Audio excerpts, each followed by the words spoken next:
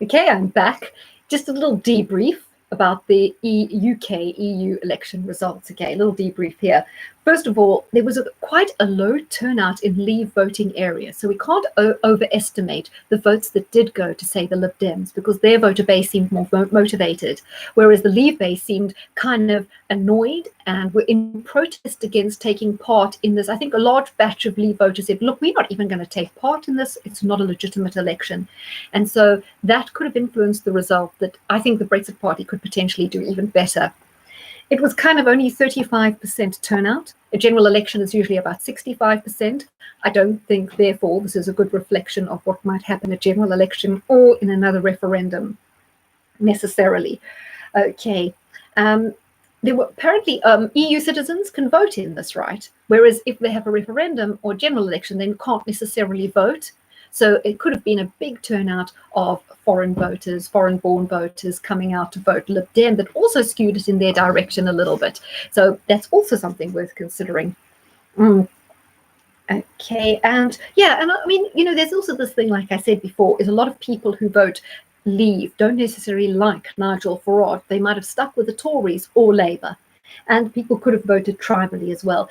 Interesting for me to read on Twitter, a lot of Remainers are saying that they have underestimated our side of the argument, and they are now scared of having a second vote, because they say if they have a second vote and they lose a second time, it's done for good, and they're scared to jump on that bandwagon. They think that actually could now be a mistake. So it's interesting to see Remainers saying that, because I do watch the mainstream and I realize the narrative they push, but I also spend a lot of time on LBC and obviously on YouTube, so I'm quite aware of the strength of feeling among Brexiteers. So I've never underestimated our support. But I think Remainers in their echo chamber took this as a wake-up call, but we haven't gone away. I think they bought into, I think Anne Widdecombe said it quite well at the one Brexit rally, where she said, oh, the poor things, shame, they didn't know what they were voting for. I think Remainers bought into that. They bought into the story we'd all changed our minds. And this woke them up, and I think it's made them think twice about their second referendum. Okay. Right, let's see what we said there. Yes, I think it is risky now. A general election could be risky.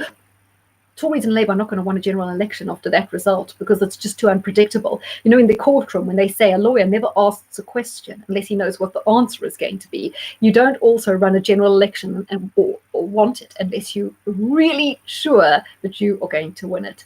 Okay, I've got something to say about Corbyn, but I think I'm going to leave it to my next kind of brief little roundabout. As I say again, the problem I have that's all right. The problem I have as well with Nigel Farage is he won't touch the difficult issues. One of them is G5. Also, the situation we have with people being in prison, for example, Melanie Shaw, things like that, the Dolphin Square, and that whole inquiry, which seems to be going nowhere. No one seems to be going to be putting pressure on that. Also, according to the guys on UK Column, there's plenty of developments within this EU army thing, and they were actually going to leave rallies and posing these questions, and Nigel Farage doesn't want to have anything to do with this. So, as I say, I do feel he's kind of in with the establishment to the point that he knows that certain things are no-go areas, and if he doesn't avoid those no-go areas, he is not going to be afforded the continuing press coverage he's getting. He's kind of in a controlled opposition standpoint right now. And that won't continue if he touches the dangerous issues. Also, freedom of speech. And you realize now censorship is kind of favoring him, because it's more the UKIP, the Carl Benjamin, those people who are taking so much heat and being censored, and also having, the milkshakes thrown over them. He's not so keen to talk about censorship now, because it's now playing a little bit in his favor. And as in terms of UKIP still talking about the grooming gangs and that, yes, there will always be criminals, but the big standout question from that is, why was there the cover-up? Because that runs into government, into councils, into other places. And are we really saying we're happy to just ignore that and let that fly, and that no one's going to answer for it? Will it have to be pressure like Hillsborough until 20, 30 years later? You're only finally getting people to account for what they did? Is that's what, do you need continual pressure for 25 years until people higher up who should have known better, who were in positions of authority, are called to account? I don't see him answering any of those questions. Can I see a significant role for Tommy Robinson in the future? He had such passionate support in the northern towns. He did, and I think he did well. I know the media, oh gosh, wasn't that terrible? He's been rejected.